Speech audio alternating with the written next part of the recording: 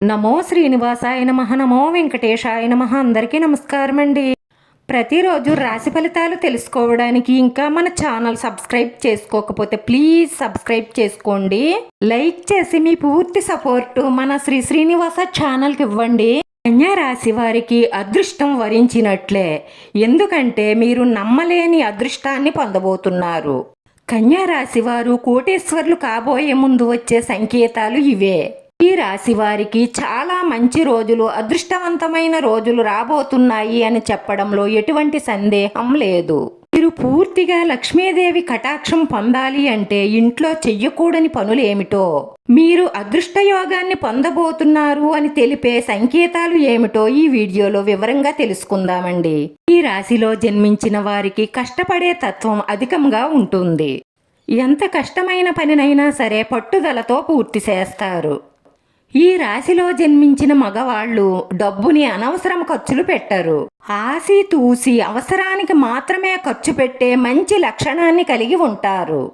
ఒక వస్తువు కొనాలి అంటే అది మనకి ఎంతవరకు ఉపయోగం, అది ఎంత కాలం ఉంటుంది, దానివల్ల మనకి ఎలాంటి ప్రయోజనం కలుగుతుంది అన్నదానికే ఎక్కువ ప్రాముఖ్యత ఇస్తారు.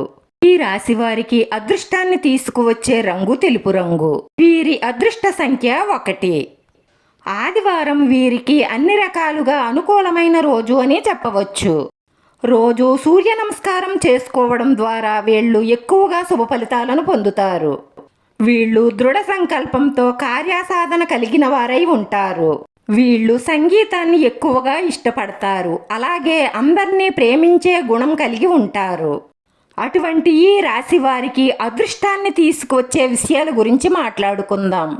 ప్రతి ఒక్కరూ కూడా తమ జీవితంలో మంచి రోజులు రావాలి అని కోరుకుంటారు. ఏ మనిషి అయినా సరే తను ఎదుర్కొంటున్న సమస్యల నుంచి బయటపడాలని ప్రయత్నిస్తారు.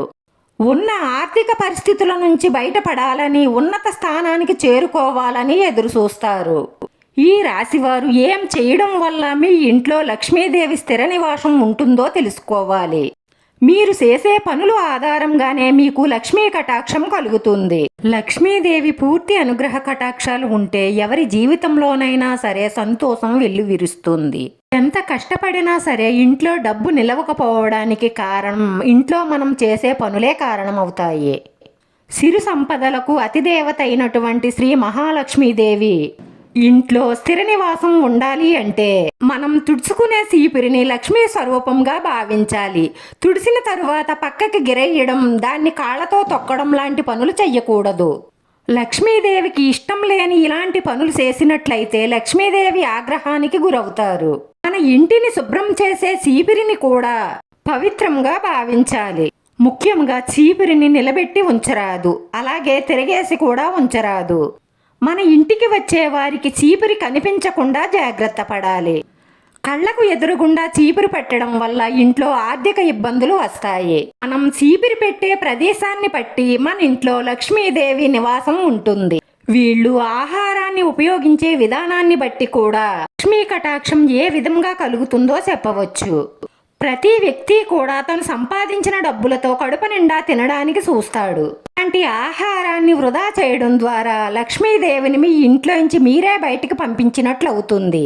అలాగే ఈ రాశివారు నీటిని కూడా వృధాగా వాడకూడదు. నీటిని వృధా చేసేవారి ఇంట్లో లక్ష్మీదేవి నిలబడదని చెప్తారు. శ్రీ మహావిష్ణువు జలము నుంచి అంటే నీటి నుంచి ఉద్భవించారు కాబట్టి అందుకే ఆయనని నారాయణుడు అంటారు. లక్ష్మీదేవి కూడా నీటి నుంచే వచ్చిందని పద్మపురాణంలో ఉంటుంది. లక్ష్మీనారాయణులకు ఇష్టమైన నీటిని వృధా చేయడం ద్వారా కూడా లక్ష్మీదేవి కటాక్షానికి దూరం అవుతున్నావని అర్థం. నీటిని ఎంతలా వృధా చేస్తే వారి చేతిలో డబ్బులు కూడా అంతలాగా ఖర్చు అవుతాయని దాని అర్థం. రాశివారు ఎక్కువగా కష్టపడి సంపాదించాలని కోరుకుంటారు. దానిలోంచి కొంత లేని వారికి దానం చేయడం వల్ల నవగ్రహ దోషాలు, పూర్వజన్మ దోషాలు, శని దోషాలు ఇటువంటివి నశిస్తాయి. ఈ రాశివారు లక్ష్మీదేవిని ఎర్రటి మందారాలతో కానీ, బంతి సేమంతి పువ్వులతో కానీ మనస్ఫూర్తిగా పూజ చేస్తారో వారిపై పూర్తిగా లక్ష్మీదేవి అనుగ్రహ కటాక్షాలు ఉంటాయి.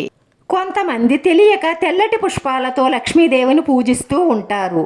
కానీ లక్ష్మీ అమ్మవారికి ఎర్రటి పుష్పాలే ఎక్కువగా ఇష్టం.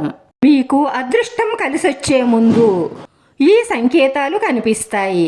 మీ ఇంటి సమీపంలో ఏమైనా పక్షులు గూళ్ళు కట్టుకున్నట్లయితే మీకు లక్ష్మీ కటాక్షం కలగబోతుందని అర్థం. అలాగే నల్ల చీమలు గుంపులు గుంపులుగా కనిపించినట్లయితే మీకు అదృష్టం కలగబోతుందని సూచన. కానీ ఎర్ర చీమలు కనిపిస్తే మాత్రం మీరు అప్పుల బారిన పడతారని దాని అర్థం. మీ ఇంటి పరిసరాలలో నల్ల చీమలు కనుక గుంపులు గుంపులుగా కనిపిస్తే మిమ్మల్ని విజయం వరించబోతుందని అర్థం. మన ఇంట్లోకి బల్లి రాక కూడా లక్ష్మీ కటాక్షానికి సంకేతం అని చెప్పవచ్చు. బల్లి కుడి చేతి మీద పాకినట్లయితే మీకు వెంటనే లక్ష్మీ కటాక్షం కలుగుతుందని దాని అర్థం. అదే విధముగా 3 బల్లులు ఒకే చోట కనిపించినా కూడా అదృష్టానికి సంకేతంగా చెప్పవచ్చు. కలలు రావడం అనేది సర్వసాధారణం. కానీ కొన్ని కలలు రావడం వల్ల భయాందోళనలకు గురవుతారు. ఏ కలలు రావడం వల్ల ఈ రాశి వారికి అదృష్టం వరిస్తుందో తెలుసుకుందాం.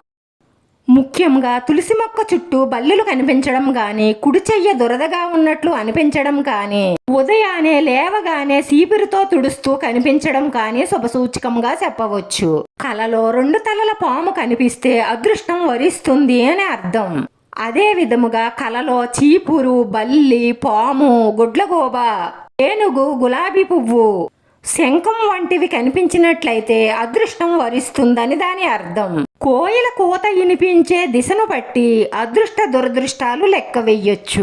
కోకిల కూత ఆగ్నేయంగా వస్తే నష్టమని, అదే కోయిల కూత మధ్యాహ్నం కానీ సాయంత్రం కానీ వినిపిస్తే శుభంగా చెప్పవచ్చు. మామిడి చెట్టు మీద కోకిల కూస్తూ కనిపిస్తే లక్ష్మీ కటాక్షానికి సంకేతంగా చెప్పవచ్చు. అదే విధముగా గుడ్లగూబ కనిపించినా ఎదురొచ్చినా కూడా శుభ సంకేతమే. ఇంటి నుంచి బయటికి వెళుతున్నప్పుడు కుక్క కానీ ఏదైనా జంతువు కానీ ఆహారం తింటూ ఎదురు వచ్చినట్లయితే వీరికి వెళ్లే పనిలో విజయం లభిస్తుంది. లక్ష్మీదేవికి చెరుకును నైవేద్యంగా పెట్టడం వల్ల మీరు లక్ష్మీదేవి పూర్తి అనుగ్రహ కటాక్షాలను పొందవచ్చు. శంఖారావం వినిపించడం ద్వారా కూడా అదృష్టం లభిస్తుంది. చూశారు కదండి, లక్ష్మీదేవి పూర్తి అనుగ్రహ కటాక్షాలు పొందాలంటే ఇంట్లో చెయ్యవలసిన పనులేమిటో, చెయ్యకూడని పనులేమిటో తెలుసుకున్నారు కదా. వీడియో నచ్చితే లైక్ చేయండి. మీ లైక్ మాకు ఎంతో విలువైంది. మీరు లైక్ చేయడం వల్ల ఈ వీడియో కొంతమందికి చేరుతుంది. మన శ్రీ శ్రీనివాస ఛానల్ని ఆదరించండి. అందరికీ ధన్యవాదాలండి. నమో వెంకటేశాయ నమః.